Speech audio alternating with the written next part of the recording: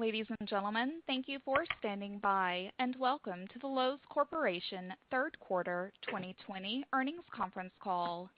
At this time, all participants have been placed in a listen-only mode, and the floor will be open for your questions following the presentation. If you would like to ask a question at that time, please press star one on your touch-tone phone.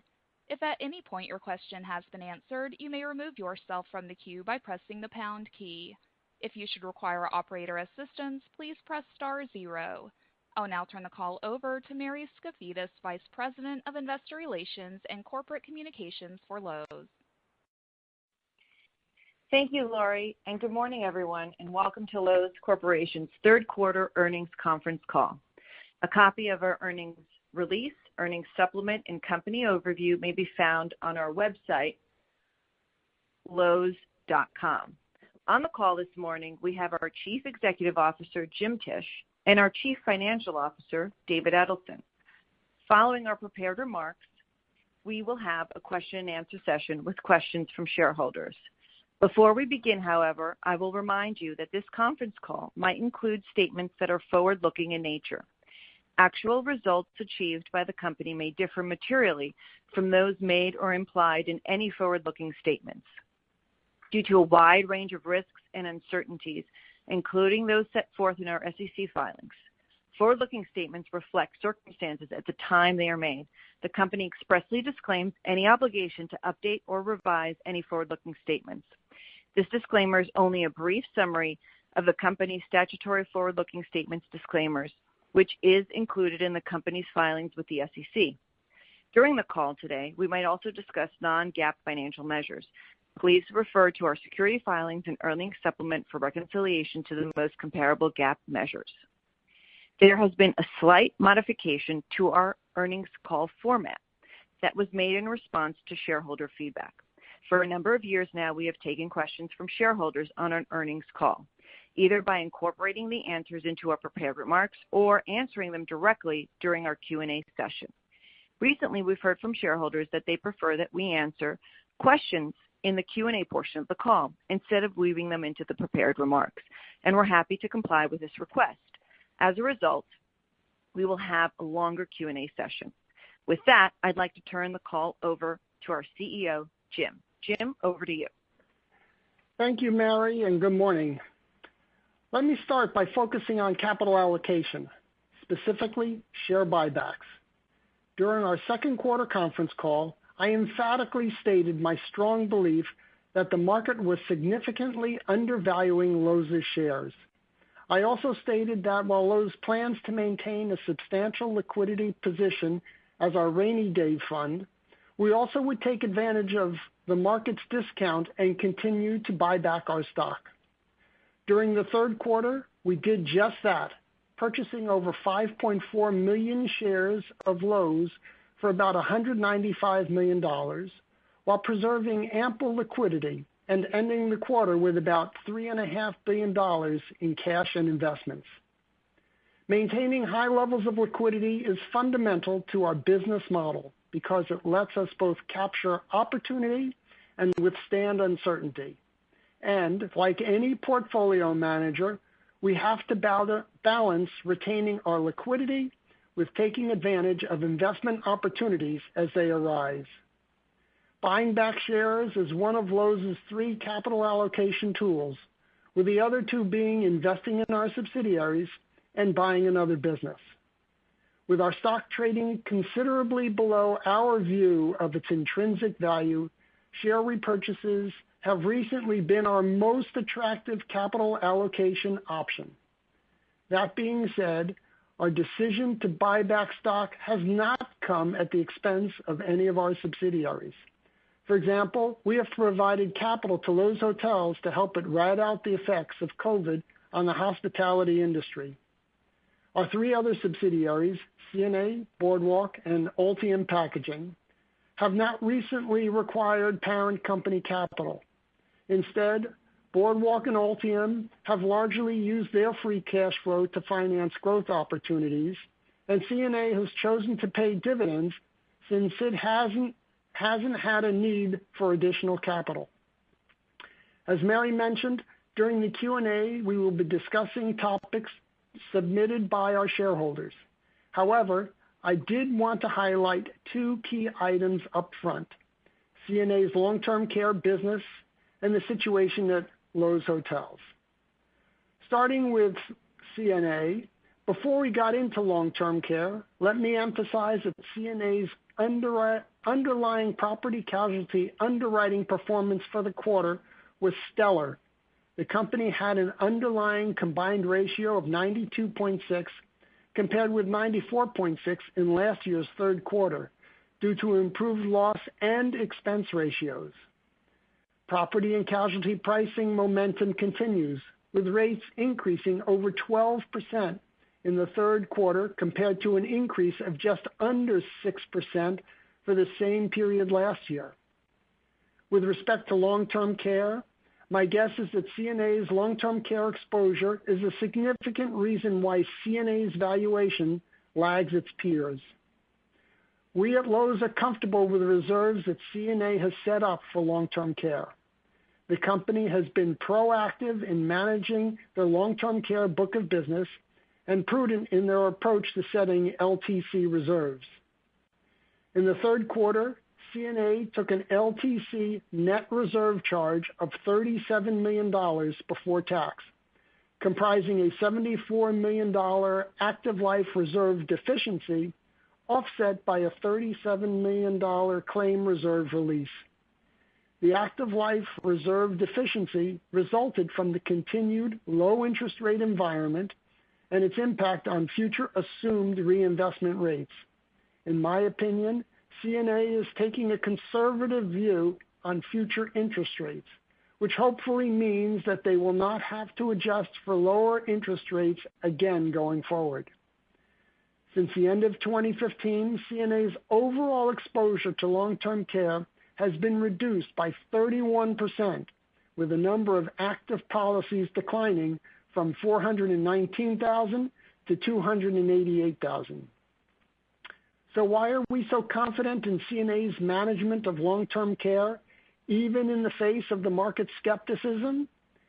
Because we know that over the past 7 years, CNA has been laser-focused and immersed in their long-term care book of business.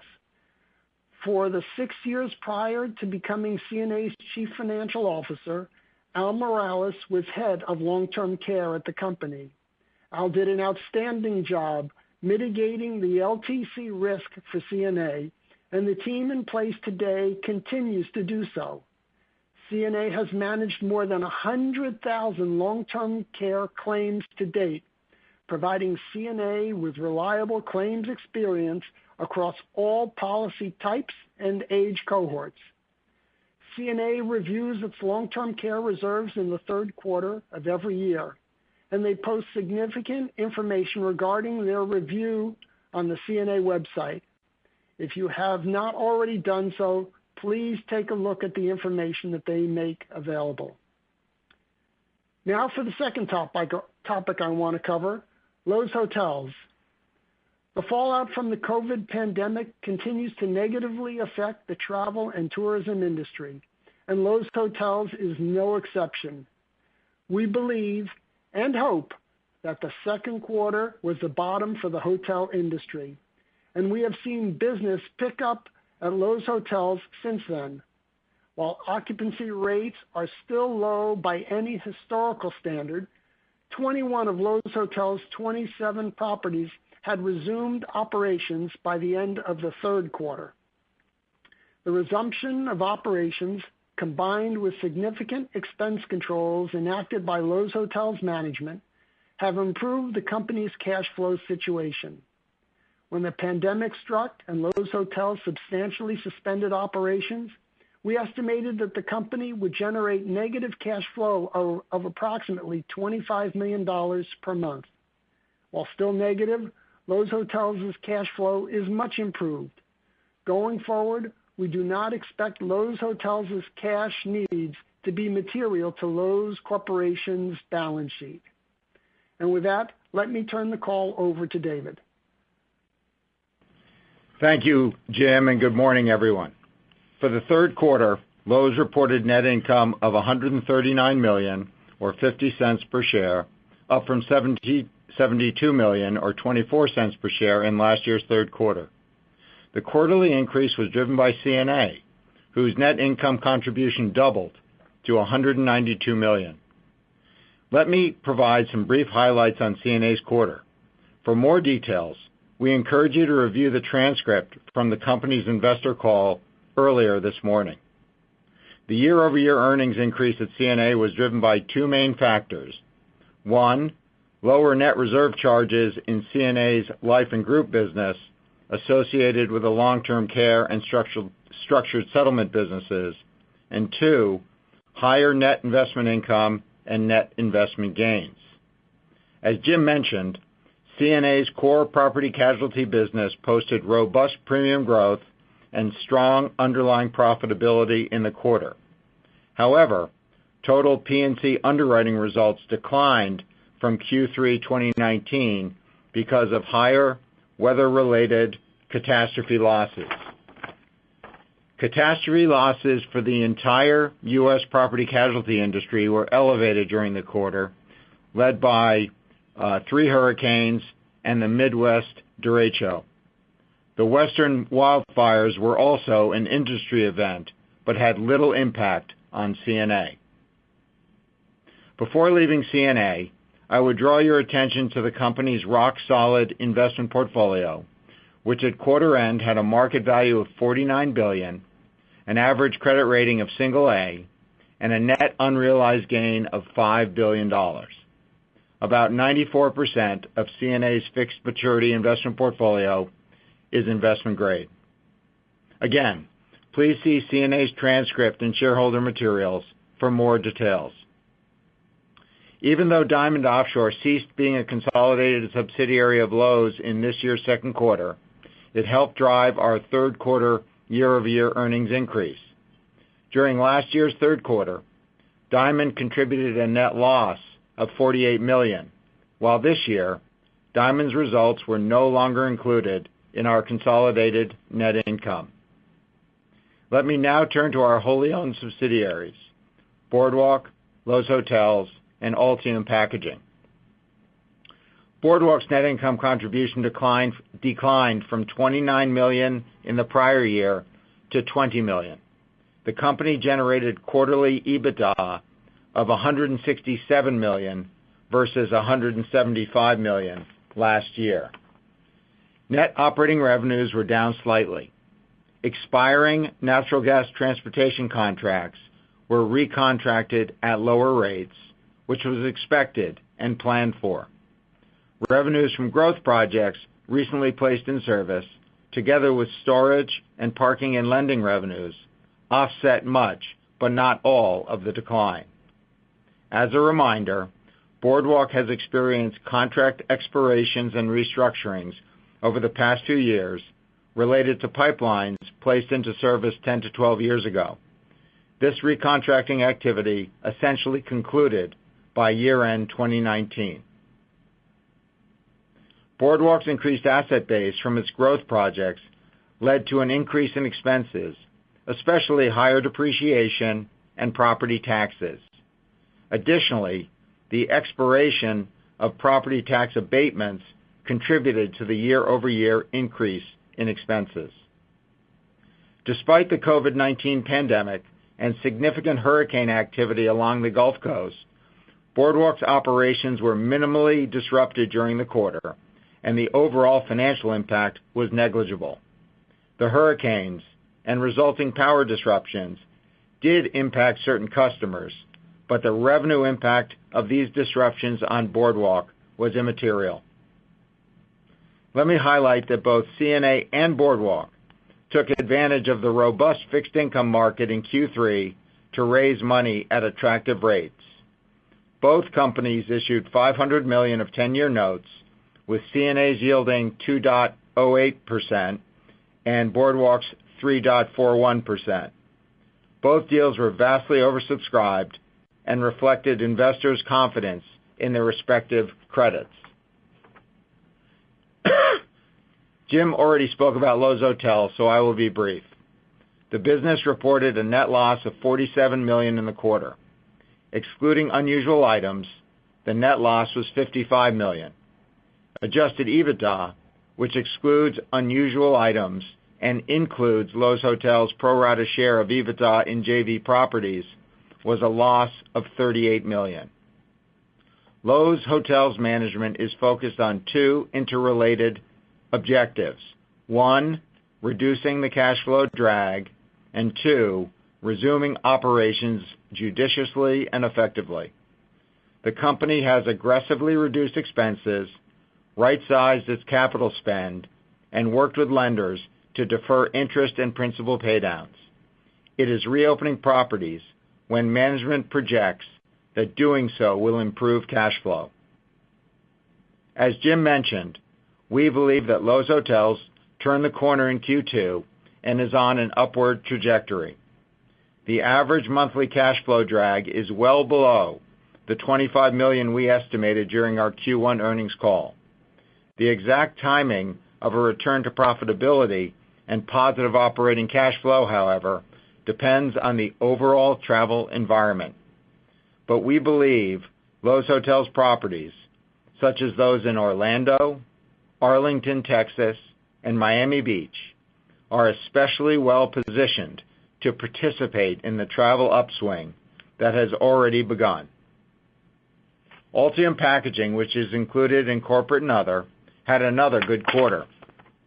Demand for the company's products continued to be strong overall, higher on COVID-19 related product segments such as household chemicals, beverages, and personal care, and somewhat weaker in segments such as automotive, commercial food service, and school dairy.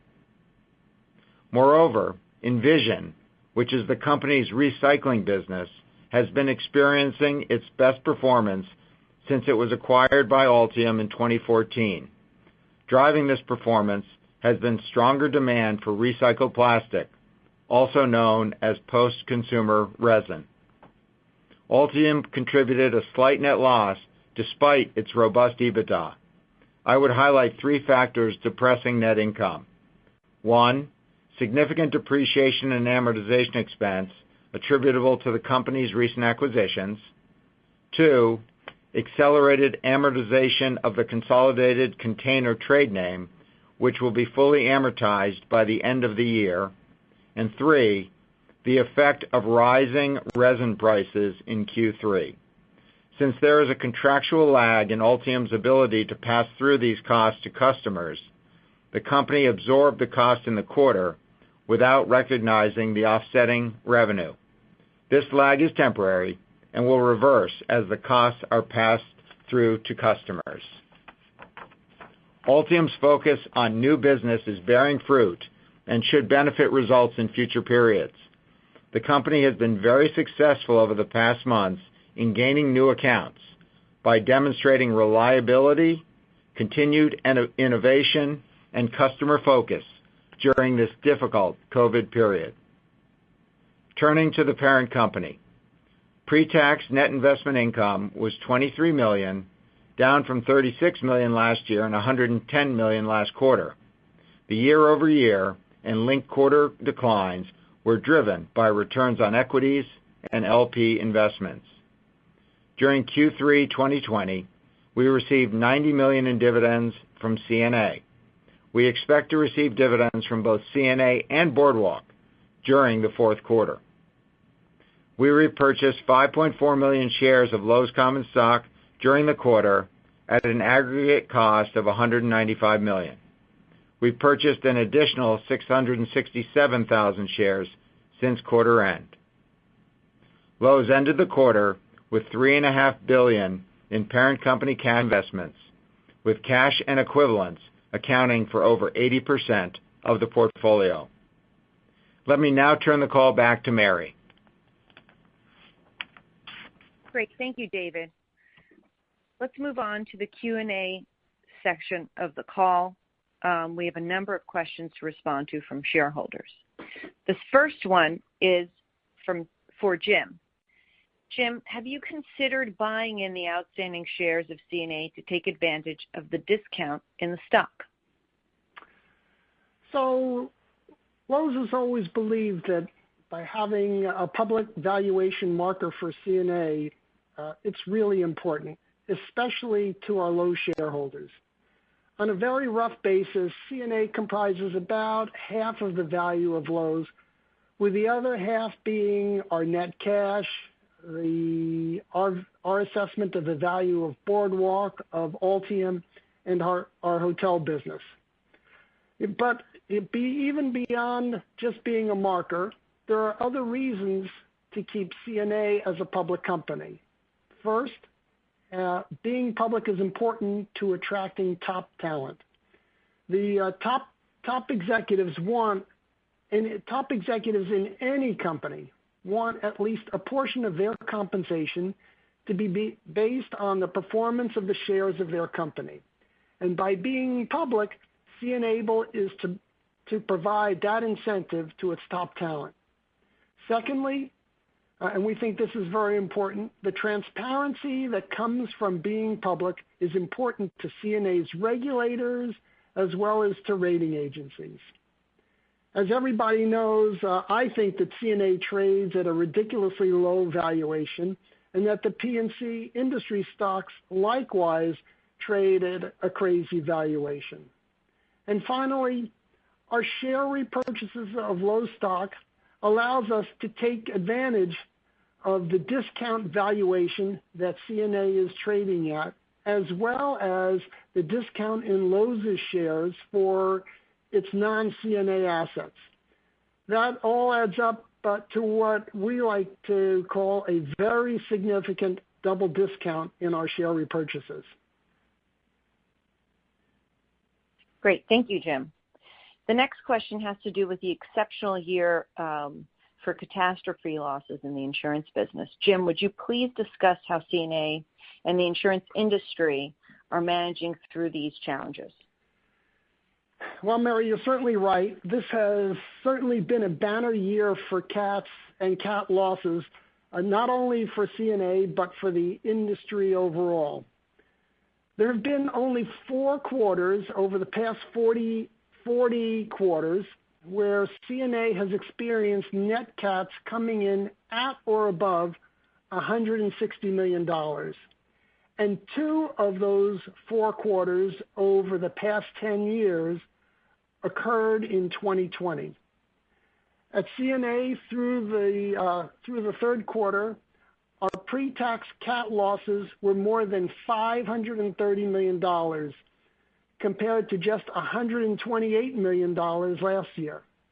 Even if you exclude the losses from COVID and from civil unrest, which were roughly about, say, $250 million, CNA's year-to-date cat losses would still be running at more than twice last year's level, and of course, well ahead of their plan.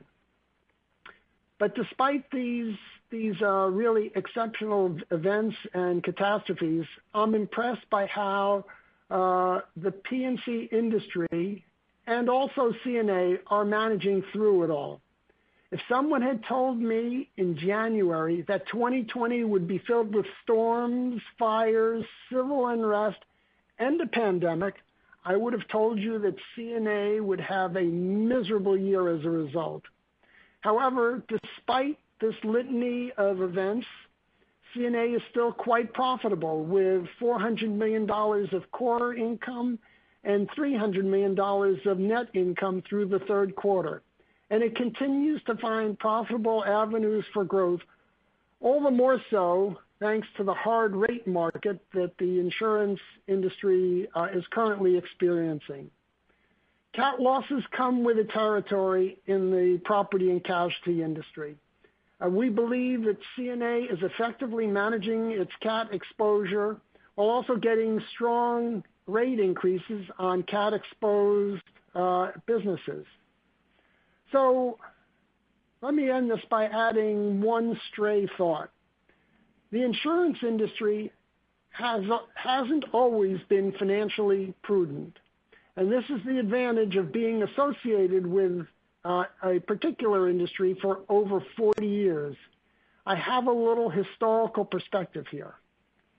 There were years back in the 70s, 80s, and 90s when the industry did not have true capital discipline, and they would write business at just about any price.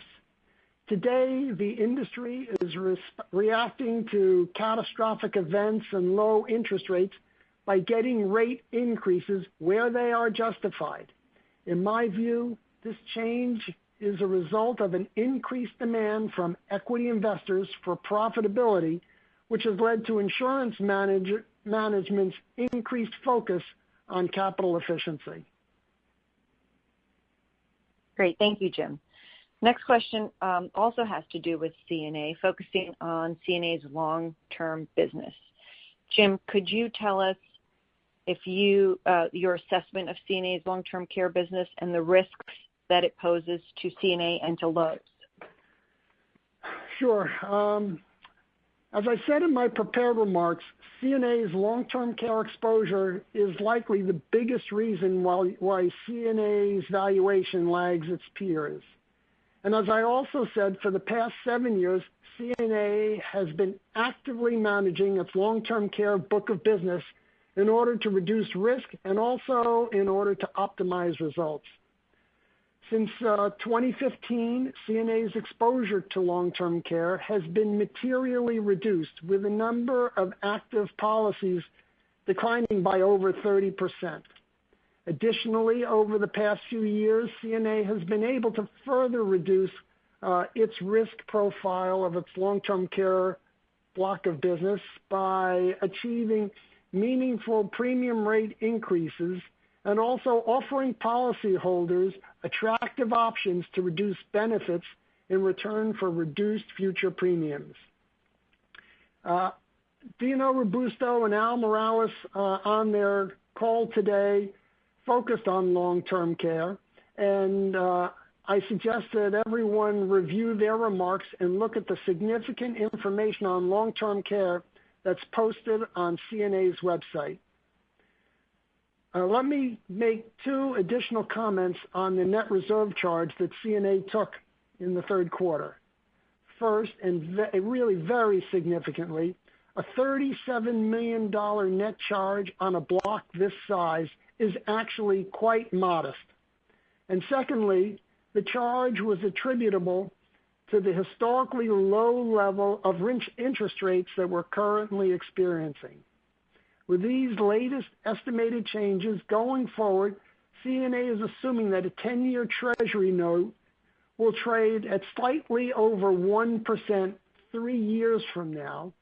And likewise, in 2030, CNA is assuming that the 10-year note will yield what historically is a paltry 2.75%. In my opinion, CNA is taking a very, very conservative view on future interest rates, which hopefully means that they won't have to adjust for lower interest rates again going forward. Thank you, Jim. The next question also, staying on the CNA topic, does Loews expect to get a special dividend from CNA? So we still have a quarter to go in 2020, so it's really too early to be making any specific comments about whether or not CNA will pay a special dividend. It's been an extraordinary year for cat losses, that's for sure. I can't speak for the CNA board, which hasn't had a discussion yet about special dividends. And we still have 4 months to go until the board actually makes a decision on special dividends. So I guess we'll just have to wait and see what happens. Okay. We're switching to Boardwalk. The shareholder would like to know, are growth projects slowing in the midstream space? Can you comment on that, Jim? Yeah. From everything that Boardwalk is seeing, it's very likely that there will be a slowdown. In fact, I would say we're in the middle of a slowdown for larger scale projects because our customers are moving out their final investment decisions. However, Boardwalk expects to continue seeing smaller growth opportunities with power and industrial customers, primarily due to Boardwalk Pipeline's proximity to some of our industrial gas customers. Thank you. The next question is for David. David, there have been several recent bankruptcies of exploration production companies. Can you please comment on the financial strength of Boardwalk's customers? Sure, Mary, thanks.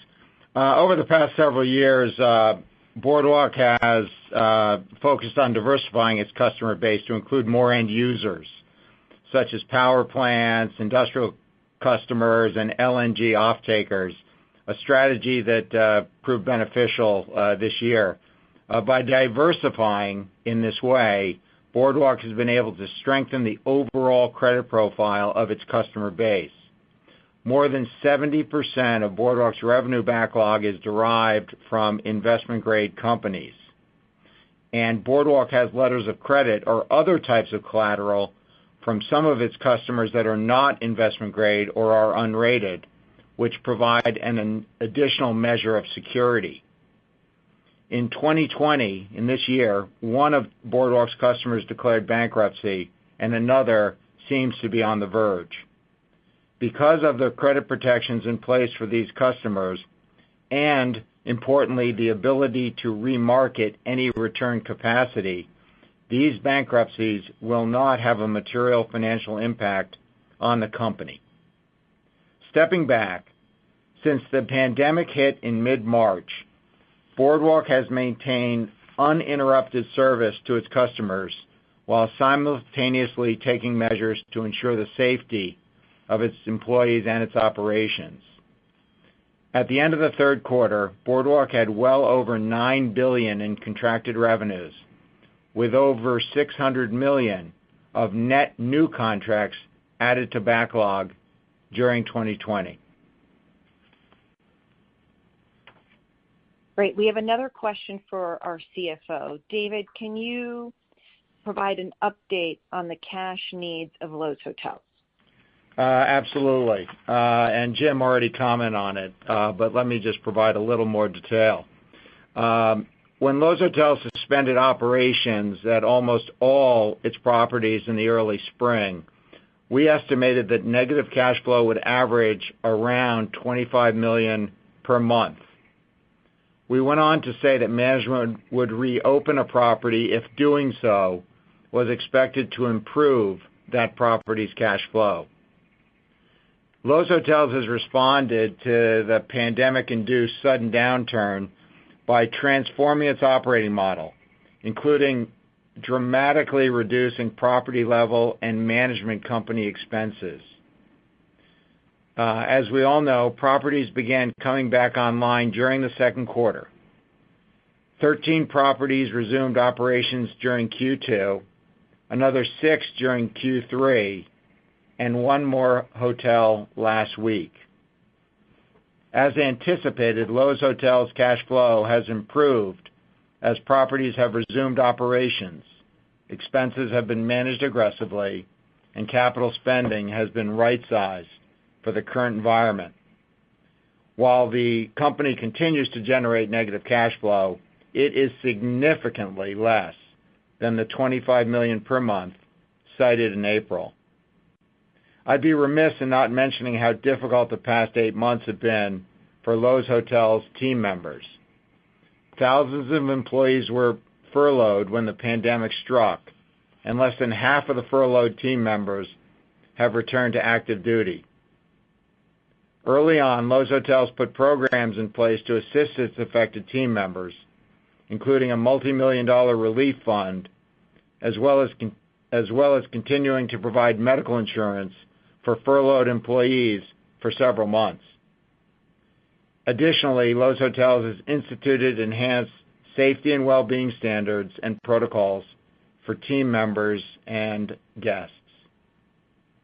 And as a reminder, in solidarity with all Loews Hotels team members being financially impacted by this crisis, all 3 members of our Office of the President, Jim, John, and Andrew Tisch, reduced their salaries by 50% as of April 1st, and their bonuses by 50% for the entire year.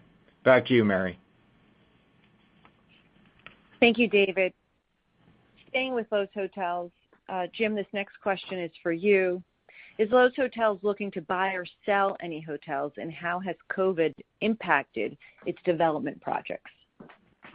So first, let me talk about Loews Hotels' long-term growth strategy. The company, as we've said before, is focused on growth in two ways.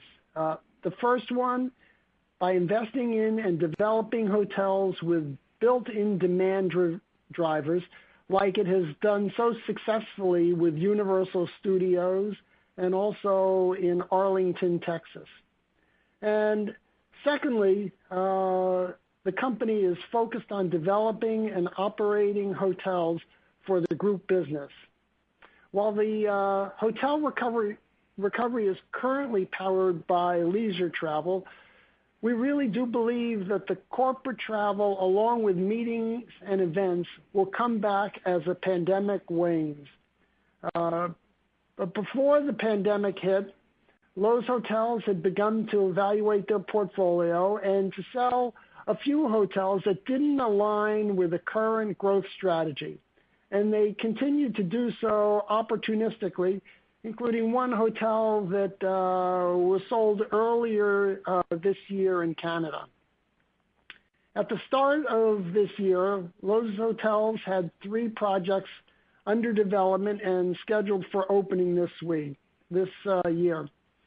2 of those hotels, the Live by Loews in St. Louis and the Loews Kansas City Hotel, have already opened, and the hotels are doing just fine in light of the current environment for hotels.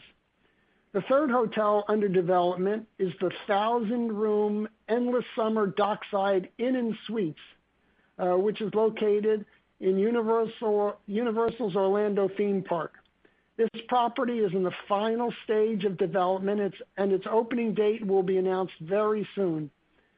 The hotel will be our 8th hotel on the Universal campus and will bring our Universal room count to nearly 9,000 rooms, or just about half of the total rooms in the Loews Hotel system. Loews Hotels, they continue to remain focused on its strategy of developing hotels in markets that have unique built-in demand generators and potential for group business. Thank you, Jim. The next one is for you as well. Can you please comment on when you expect to see the hotel industry recover from the effects of the pandemic? Would Loews Hotels' recovery lead or lag the industry's recovery? You know, I'm reminded of the old saying, he who lives by the crystal ball must learn to eat ground glass, but I'll sally forth anyway. Industry analysts believe that a full recovery is anywhere from 2 to 5 years in the future, but the truth is a recovery in hospitality is highly dependent upon how and when the pandemic is contained. At the end of the 3rd quarter, as we said before, Loews Hotels had 21 hotels that had already resumed operations.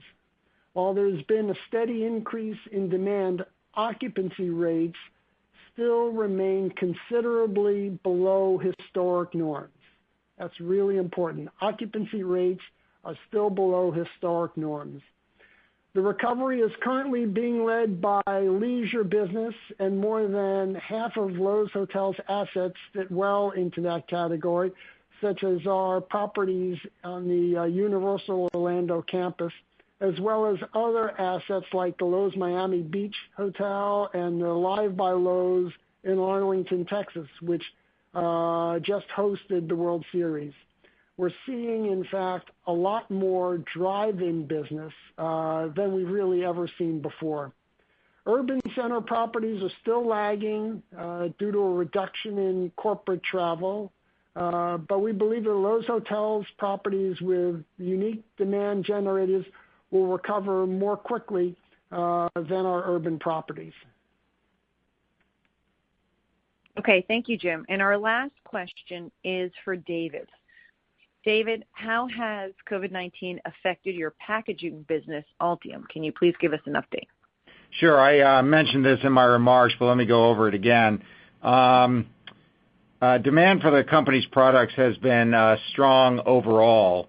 There are certain products that benefited from COVID, actually, product segments such as household chemicals, beverages, and personal care. And there were others that were somewhat weakened by COVID. Those would include automotive, commercial, food service, and school dairy, although I would point out that the weaker segments began to rebound in the third quarter. Two bright spots this year for Altium are Envision, the company's recycling business, and Altium Healthcare, a business created from recent acquisitions that diversifies Altium into the growing pharmaceutical packaging market. As I mentioned earlier, Envision has been experiencing its best performance since 2014. And as for Altium Healthcare, it's exceeding expectations due to strong synergies as well as continued progress on operational efficiencies and other savings initiatives. As a result, Altium Healthcare is ahead of plan for the year despite COVID-19. So I would say net-net, the company's overall results are running modestly above plan, a plan that was finalized pre-pandemic. And I would go on to say that commercially, Altium's new business efforts have been very successful over the past few months. I think the company is winning new accounts by differentiating itself, by demonstrating reliability, continued innovation, and customer focus during this difficult COVID period. So we hope that this focus on new business and the new business wins should benefit financial results in future periods. Back to you, Mary. Thanks, David. Thank you, David and Jim. This concludes the Loews call. As always, thanks to all of you for your continued interest. Please feel free to reach out to me with any additional questions at mskafidis@loews.com. A replay will be available on our website, loews.com, in approximately 2 hours. Lori, over to you to end the call. Thank you for participating in the Loews Corporation third quarter 2020 earnings conference call. You may now disconnect your lines and have a wonderful day.